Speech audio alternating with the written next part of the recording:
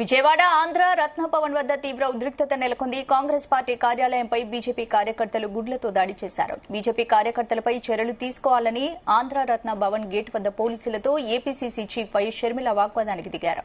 దాడికి నిరసనగా ఆంధ్ర రత్న భవన్ ముందు షర్మిల ధర్నాకు దిగారు.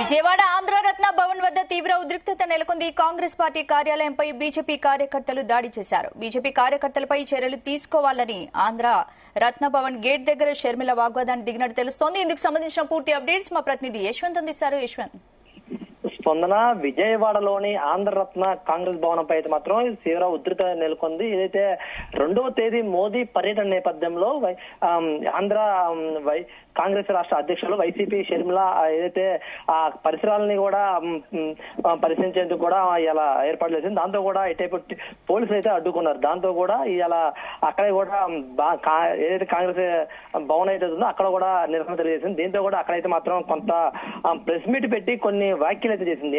ఏదైతే బీజేపీపై అయితే మాత్రం తీవ్ర ఆగ్రహం అయితే వ్యక్తం చేసి అయితే మాత్రం చేసింది. దీంతో కూడా ఏదైతే రేపు గత 10 సంవత్సరాలు కూడా ఎలాంటి ఆంధ్రప్రదేశ్ ఉన్నటువంటి రాజధానికి ఎలాంటి నిధులు ఇవ్వకుండా ఏమి చేయని బీజేపీ ఈ రోజు కూడా మళ్ళీ ఇక్కడికి వచ్చి రాజకీయాలు చేయాలని చూస్తుంది. గతంలో కూడా మట్టి ఇటుకలు ఇచ్చారు, ఇప్పుడైతే మాత్రం ఉత్త సున్నం కొట్టడానికి వస్తారని చెప్పేది అయితే మాత్రం వ్యాఖ్యలు చేసిన పరిస్థితి ఉంది. దీంతో కూడా ఇక్కడ విజయవాడ ఉన్నటువంటి బీజేపీ నేతలు అయితే మాత్రం దీనిపై చాలా తీవ్ర ఆగ్రహం వ్యక్తం చేశారు.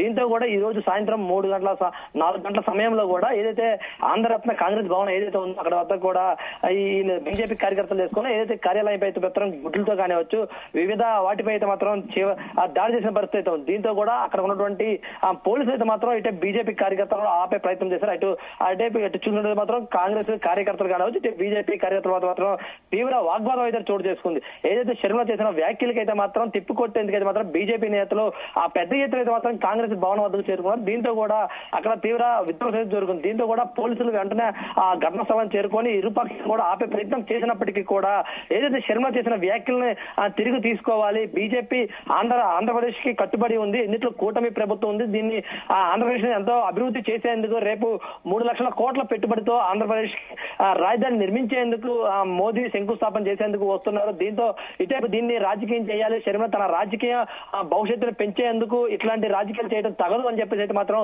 ఇటే బీజేపీ నేతలు ఆరోపిస్తున్న పరిస్థితి ఉంది. మరోపక్క చూసుకున్నైతే మాత్రం ఏదైతే షర్మిల చేస్తున్న వ్యాఖ్యలు ఏవైతే ఉన్నాయో గత 10 సంవత్సరాలు కూడా ఎక్కడా లేని విధంగా కూడా ఇటేపు రాజధానికి ఎలాంటి నిధులు ఇవ్వకుండా పబ్బం గడిపినటువంటి బీజేపీ ప్రభుత్వం ఈ రోజు ఎలాంటి అధికారులు ఉన్నాయని చెప్పేసి అయితే ఇక్కడికి వస్తున్నారు.